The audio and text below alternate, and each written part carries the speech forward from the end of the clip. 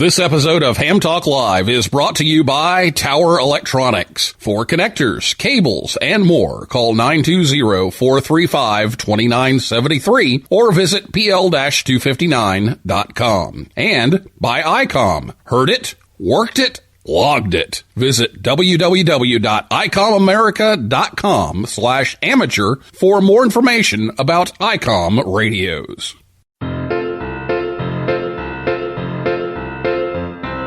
Standing in the snow with a brand new radio, catching the ISS, satellites are the best. Update on the roof, repeater down the street. What fun it is to make contacts with everyone I meet. Oh, radio, radio, cute said folks one day. I like to get all the gifts around the USA. Hey, radio, radio, cute said folks one day. I like to get all the gifts around the USA.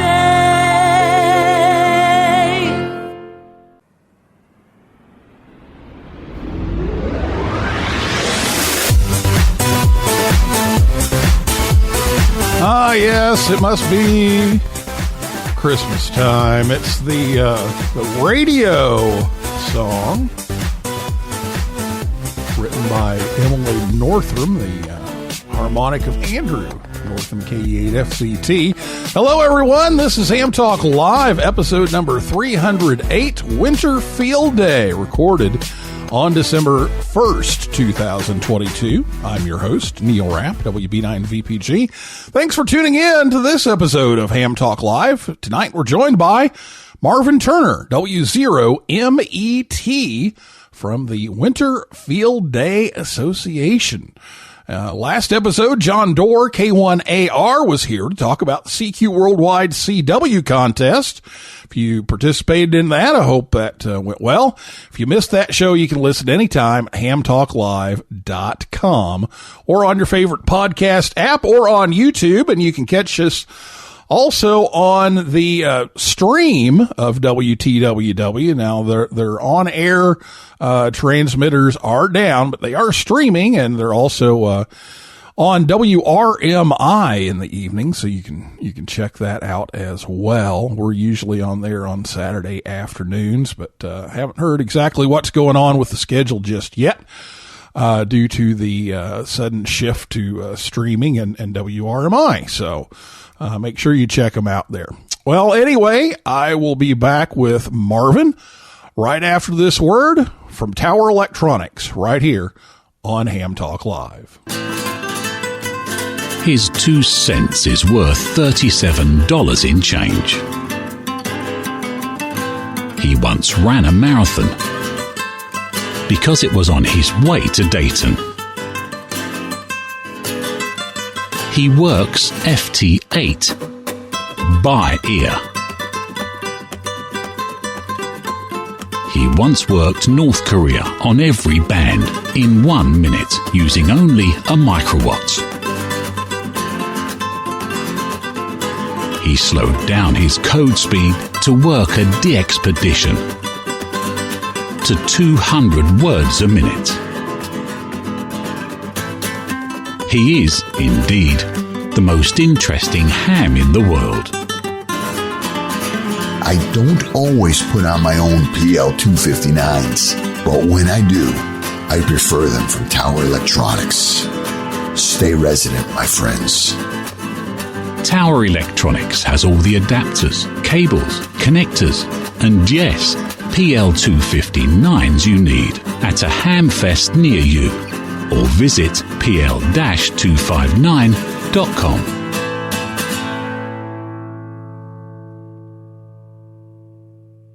If a man says something in the woods and there are no women there, is he still wrong? You're listening to Ham Talk Live with Neil Rapp.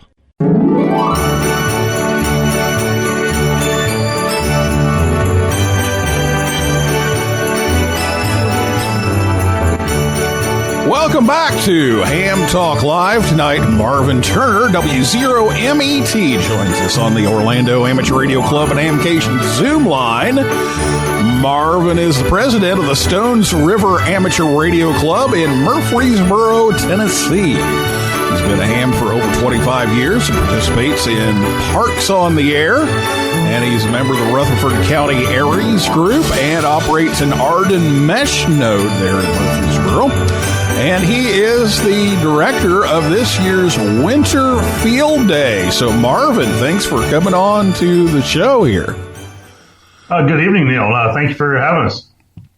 Well, we wanted to talk a little bit about Winter Field Day because that's going to be coming up here in a little over a month, and make sure everybody knows what's going on. I know you have some exciting changes to the program, and so we'll talk about some of those later on. But just acquaint everybody listening, if they're not familiar with Winter Field Day, tell them what it's all about.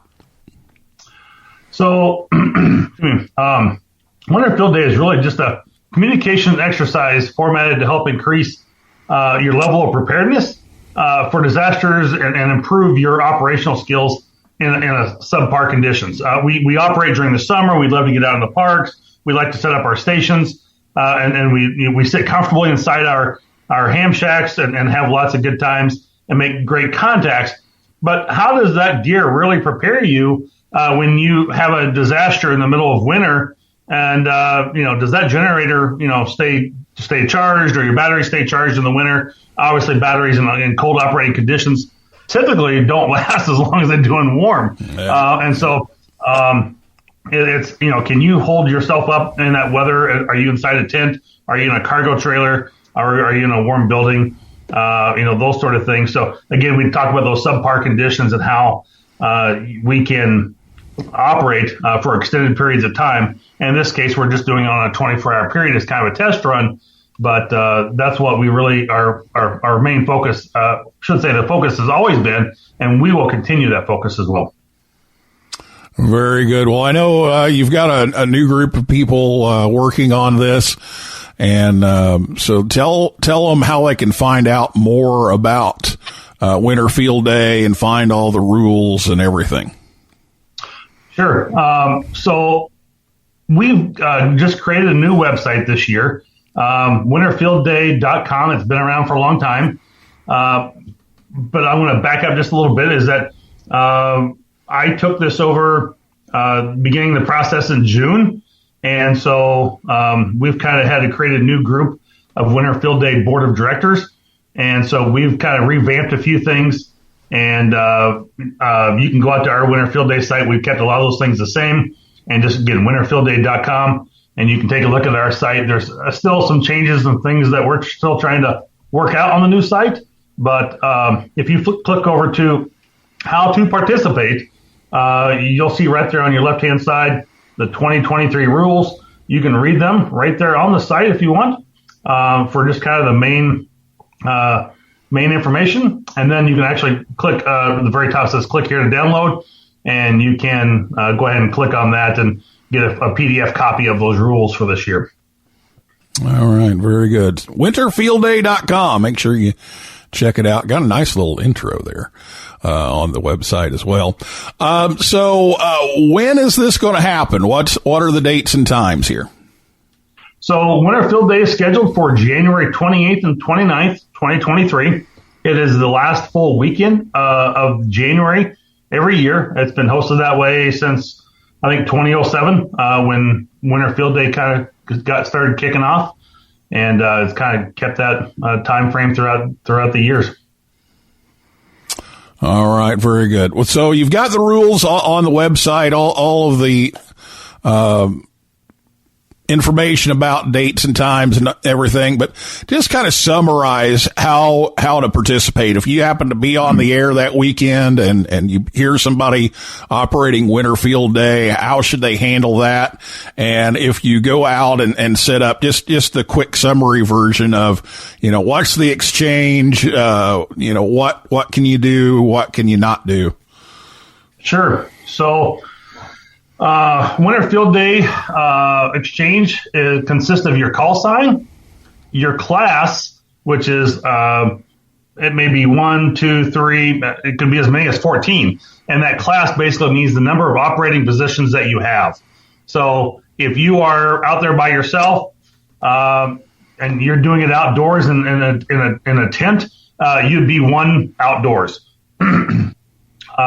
If you're operating in a building of some sort and you've got a small club of 3 or 4 people, and you can be like 3 indoors. So that would be your class is your number of stations, and your category is whether you're indoors, outdoors, home, or mobile, and which is a new one we've added for this year. And so we'll talk about that in a minute here. But the exchange continues to be the other thing besides your call sign, your class, and your category. You also have to exchange the location identifier.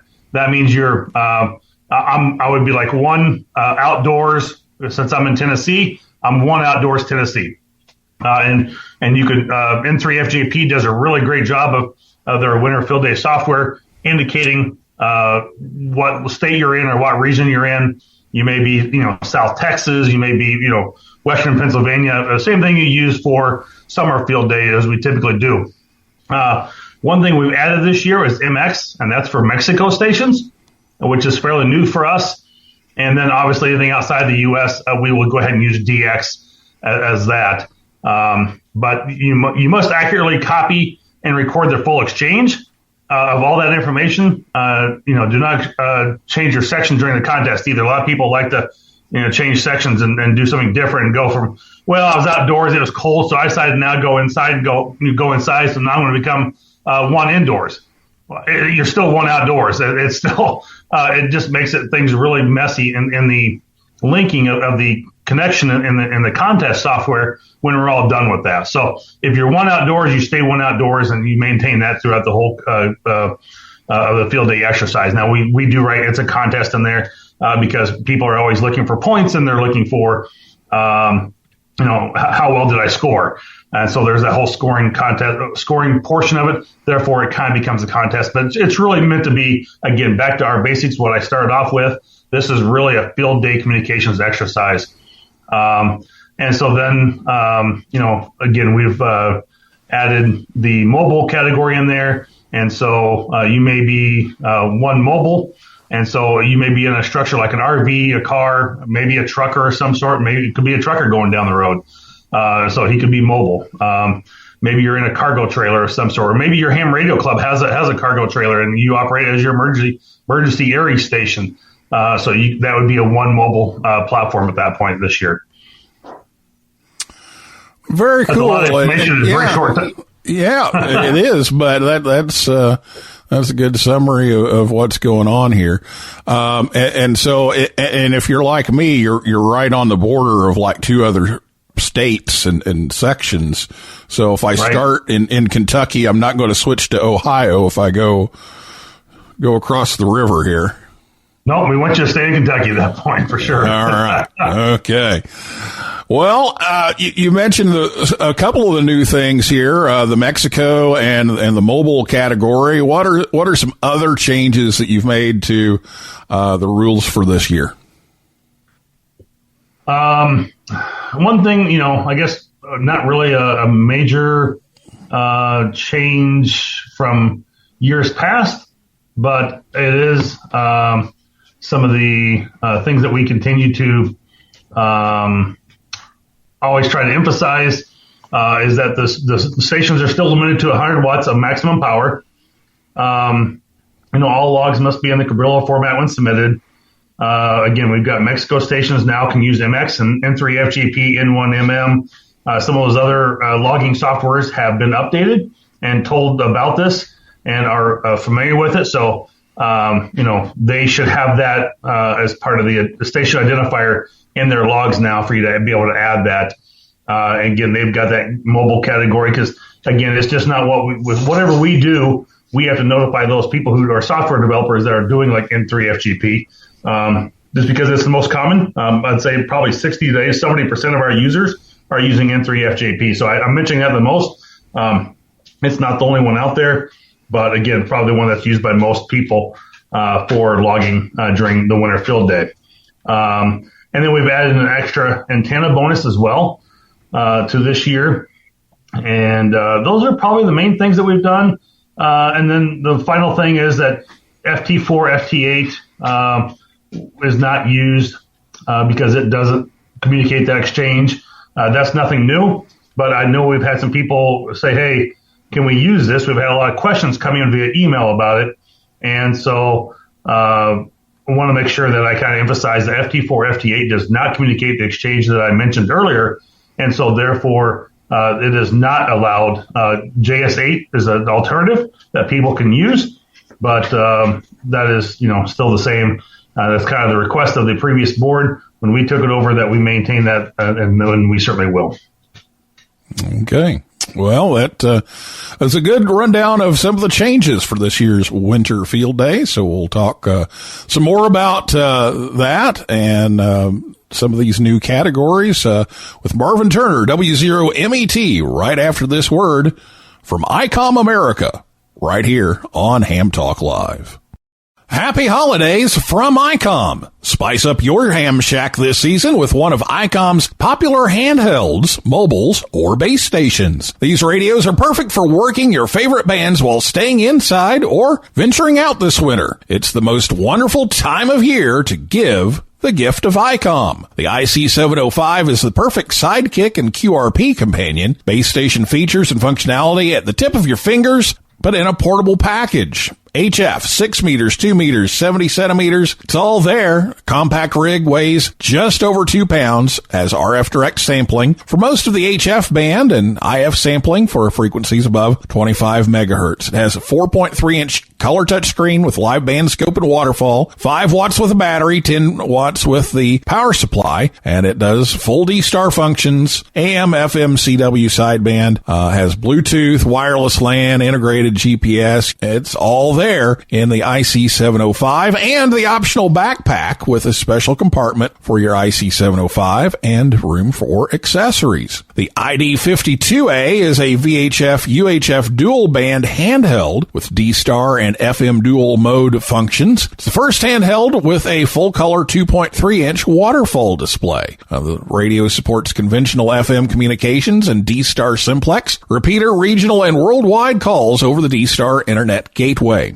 You can even send photos over D-Star with a connected Android device. It has a wideband receiver, and it's IPX7 waterproof. The ID52A is a perfect companion to the IC705. They both use compatible batteries and headsets, and you can use the same Android app for D-Star operation. And you can create your own band opening with the IC9700. It brings direct sampling to the UHF VHF weak signal world, and it's an all-mode transceiver loaded with innovative features sure to keep you busy. Faster processors, higher input gain, higher display resolution, and a cleaner signal. It has the 4.3-inch color touchscreen, real-time spectrum scope and waterfall, smooth satellite operation with 99 channels, dual watch operation, and full duplex in satellite mode. And finally, the IC7300 is a high-performance HF transceiver with a compact design that will far exceed your expectations. The transceiver digitizes RF before various receiver stages, reducing inherent noise in different IF stages, and change the way the entry-level HF rig is designed. The real HF fun starts here. Happy holidays from ICOM. So visit ICOMamerica.com/amateur for more information on ICOM radios. Here's the snap. Rapp takes the rig. He breaks through the pileup. He's on 80, now 40, now 20, 15, 10, 2 meters. Touchdown, Ham Talk Live.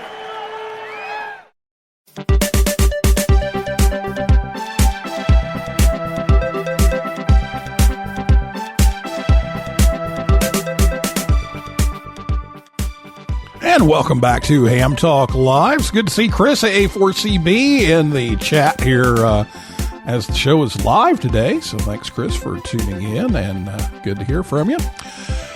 And be sure to check us out on hamtalklive.com and our social media outlets on Facebook, Twitter, and Instagram. We do post some things there from time to time, so be sure you check that out if you haven't already. Well, we're going to get back to Winter Field Day with Marvin Turner, W0MET. But first, it's time for the N9 GSU Joke of the Week. Now it's time for the Ham Talk Live Ham Radio Joke of the Week, the part of the show where Rick tells us a ham radio joke. The Ham Talk Live Ham Radio Joke of the Week is brought to you by QRM Labs. Now, here's Rick Garrett, N9 GSU, with today's Ham Talk Live Joke of the Week.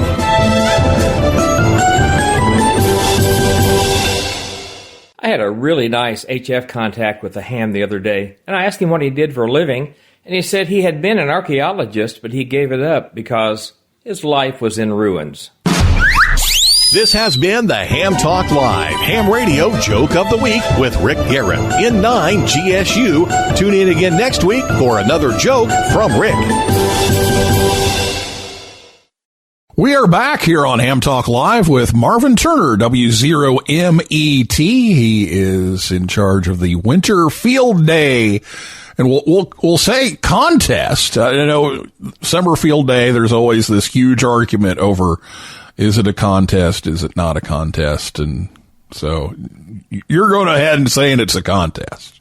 I think when you start throwing some points in there, and you're trying to make as many. I mean, we say right here in our rules, you're trying to make as many contacts as possible, and you've got multipliers in there for so many points you're getting, or so many contacts you're getting so many points, and you're getting bonus points. And what part of that doesn't just yell at you and say it's a contest? And so it makes it really tough not to call it a contest at that point. But again, like I said once or twice before, is that it's really meant to be a field communication exercise on how well you can do.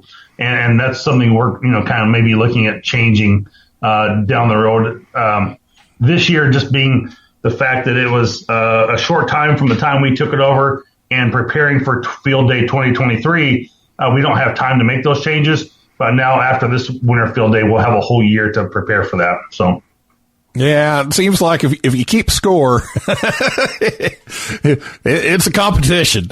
So, it is. I know absolutely. A lot of people have different opinions on that, but that's the one I always seem to get from the young people, especially, is, and why do you keep score if it's not a contest? Exactly. But anyway, we'll go ahead and call it a contest. But Marvin's joining us here to talk a little bit about Winter Field Day and get you ready for that. That's January 28th and 29th in 2023. And let's talk a little bit about submitting logs for this. I know you need those logs, even if you make one contact. You need a log so you can match these things up. So talk a little bit about how people should submit their logs. Absolutely. So you can find some links to some of our logs on our website. I think N3FJP may be the only one on there right at the moment. But N1MM, TR4W, hammers, which is a new one that came out in the last year or two that a lot of people use for Parks on the Air. They've also got a Winter Field Day log submission. And so I think you have to take that one and convert that from an ADIF file to a Cabrillo format before you can submit it. But we're submitting our Winter Field Day logs in a Cabrillo format, just like any of the other major contests that you would participate in. And so you definitely need, the format on the link that will be provided on the webpage. At the time of the field day, it will be turned on at the time of field day on that, I'll say January 28th. Had to think about the date for a moment. And then it will turn off, by March 1st. And the logs must be submitted by March 1st, and then by midnight at that date. Late entries won't and cannot be accepted. It will be turned off, and there will be no ifs, ands, or buts about that. If we did that, we'd carry this thing all the way out into May. Some people would just be late getting them in there. And we want to be able to try and get this on an expedited manner. We get a lot of requests about, hey, when are you submitting the results? When are the results coming out? I've seen a lot of emails around that in the past years. And so we want to be, timely and respectful of people getting all those in as well. So we just got to do a cutoff date, and it's just got to be hardcore to that. And then a lot of people will say, hey, I submitted and I found an error in my log. I want to resubmit it. And so how do I go about doing that? And so it's like, versus sending us an email, just correct the error in your log, resubmit it, and we'll get that corrected on our end, because our software, which is used by many other contests as well, it's the same software being used, is it will kick out and say, hey, there's 2 W0MET logs here. And so we'll start to figure that out. And so then obviously the latest version will probably hopefully be the right one there that we can choose. And so that will replace the original that you submitted. You can submit your logs right online at www.winterfieldday.com. And once you submit your log, you should receive a confirmation email. If you didn't for some reason, let us know. We can happy to log in and take a look at that and see if in fact we did get that submitted for you. But I'm hoping we don't get a flood of emails because of that. But just the fact that you should receive a confirmation email will help you know that your log has been in fact submitted at that point. And then we'll end up reposting the results on our winter field day. And right now we're trying something new, where in the past it was in there as a PDF, etc. We're trying to find a way to, the guy that we've got doing some webmastering for us, is that we're actually going to create a database, and you should be able to dig into that database on the website, type in W0MET, which is my call, for example, and come up with the results for how I did and give you some of that data back for you. So there's something a little different, something a little new. Again, we've kind of revamped some of these things that we're trying and doing, hopefully making some great improvements. Excellent job. Marvin Turner, W0MET from Winter Field Day, is joining us here on Ham Talk Live. Let's talk about the station locator. I know as we're recording this, it's not ready to go yet, but talk a little bit about the station locator. So we, again, we've revamped that website, made new colors, new looks, made a few changes to the bear, just a little bit on tweaking a few minor character things about it. But the field day map, it was on the old website as well. And we just found a guy the last couple of days here that can go in and create that field day map, and it'll show you all the where all the stations are going to be. So I encourage everyone to reach out. Let's call it today being Thursday, December 1st. Let's push this out to the beginning of next week, and hopefully that new map will be updated with Google Maps for you to go out there and put your station for winter field day that you'll be doing, and where that's going to be on our map. And we'd love to see the number of field day stations that are out there. And maybe you're listening to this and you're not a ham operator and you want to know what a field day station is, or you want to know where to go. This will be the website to go and find that out. And certainly go to one of those places. And we do have a question in there that we're asking people who submit a field day station location that they can choose if this is a private or a public event that people can come to. So someone may just want to go pop up a tent in the middle of the woods and operate, and they don't want nobody around. Then others may have clubs that they say, yeah, it's a public event. We want people to come and be a part of it. So that is coming to us. But just give us a couple days to get that wrapped up and squared away. And so that will hopefully be a better interactive map here very soon.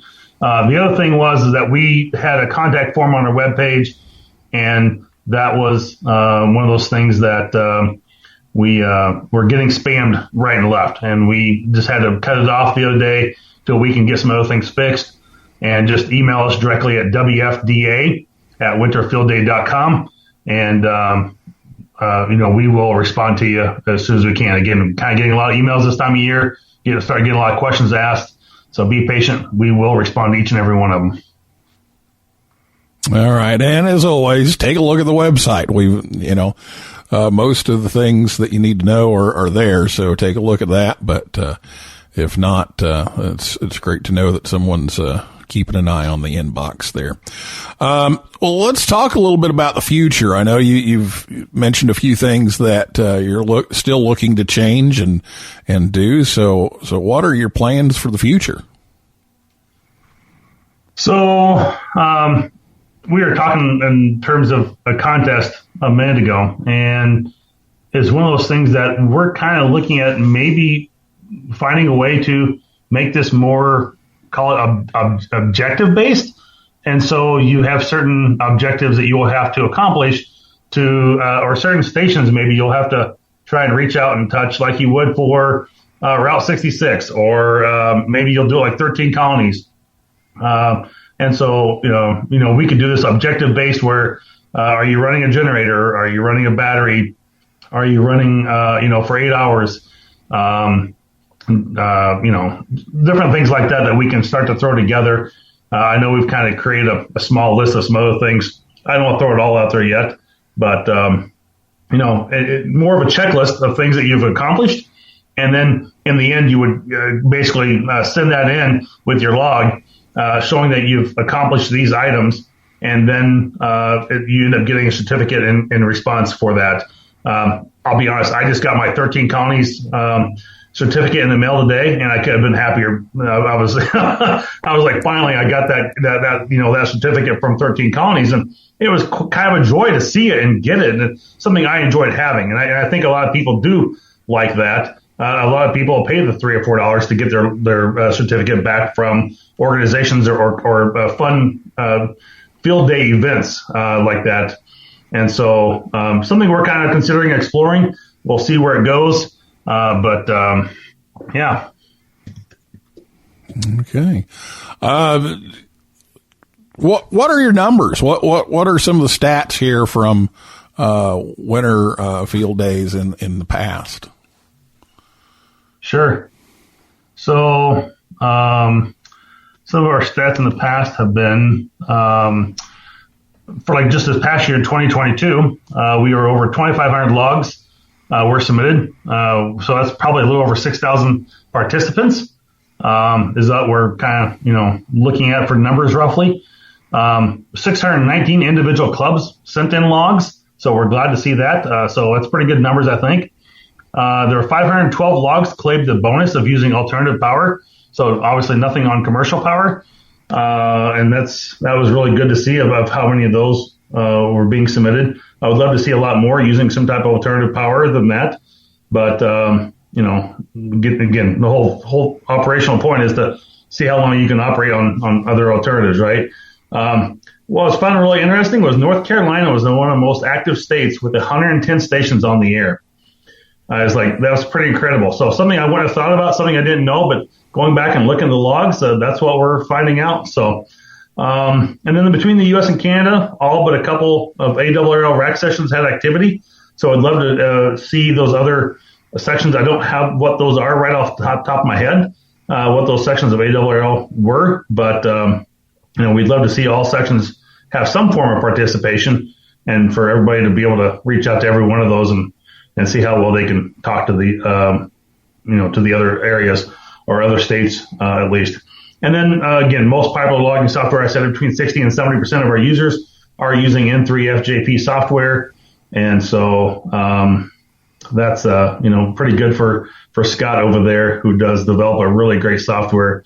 We've been in touch with him a couple times this year, and he's pretty excited to get this put together for us as well. So, and then 2023 will be our 17th year. So, I've got something to look forward to, that we can come up on 20 years, and not sure what that's going to look like, but, definitely looking at some future and some thoughts around that and some excitement, hopefully for 2023. All right. And there's a lot to do here to take this on. And, we definitely want to thank you and your team for, working to do this. And of course, some sponsorships are always helpful as well. So talk a little bit about the sponsorships of this. Sure. We've got a great board. My brother, W4OPS, is my creative services manager. Jason Johnson, can't remember his call sign offhand, Ham Radio 2.0. Most people would know him as. He's one of the board members, and he's kind of doing our social media for us.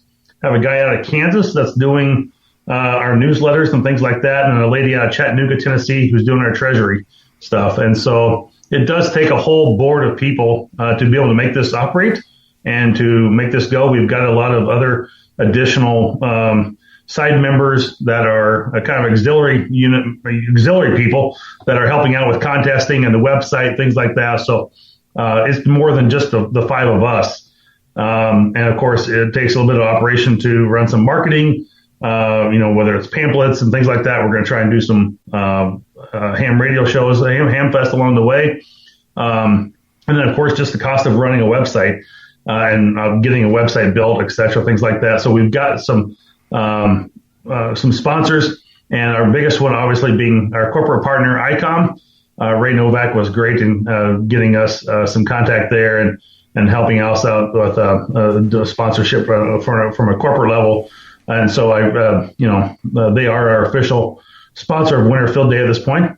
And then we've got some other club sponsors and some other donors as well that people have contributed along the way. Because our website right now is kind of in that transition of trying to get switched over to maintaining the same format, but it's getting changed over just a little bit to fix that mapping software issue. I don't have the other newest donors listed up on there yet, but if you have donated, we do appreciate it. We kind of did a little bit of a giving campaign on Tuesday.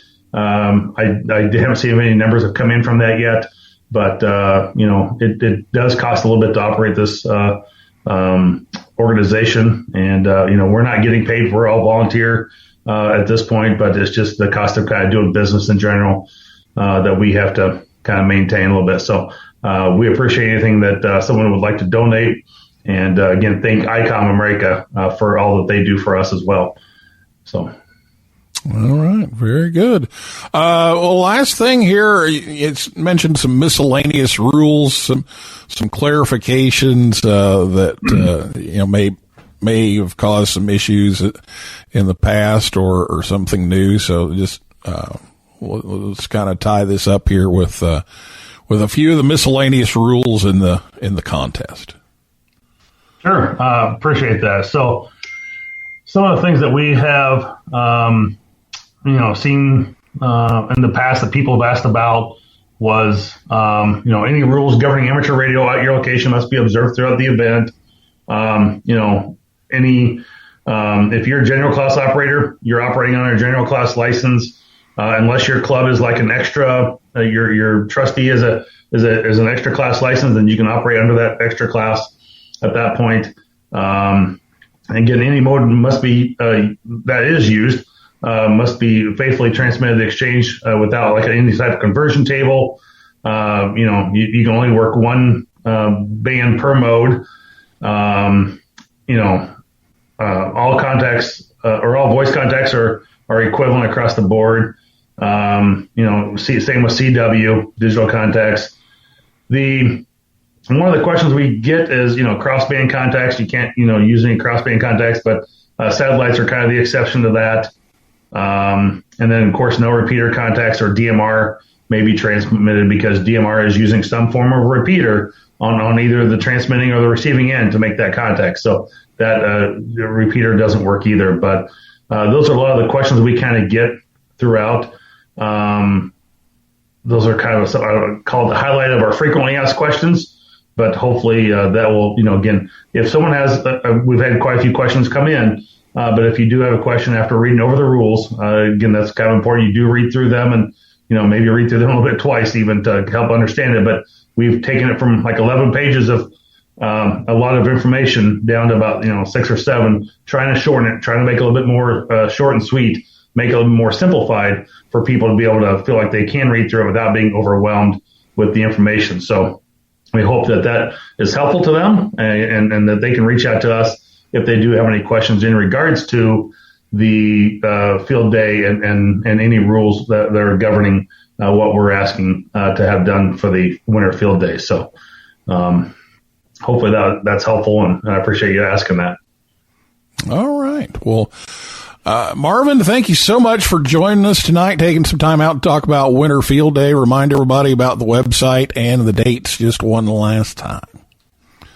So again, Winter Field Day is January 28th and 29th. and that is starting at.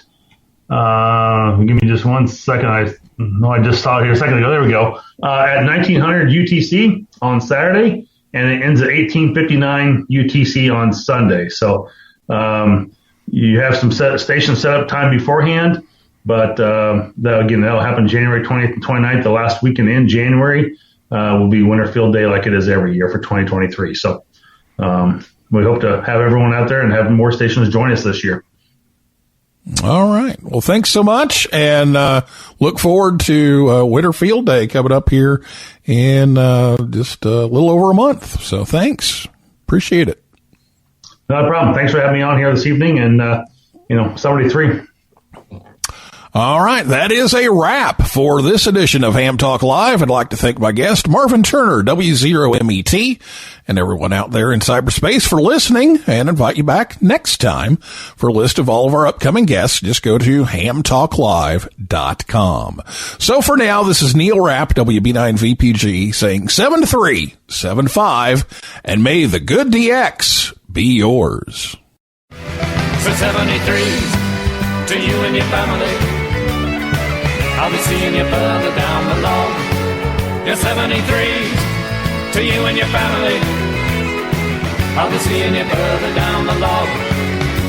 It's hard to believe that you're anti-OD, 'cause you sound just like a local up here. But why don't those whistling Mediterraneans check if the frequency's clear?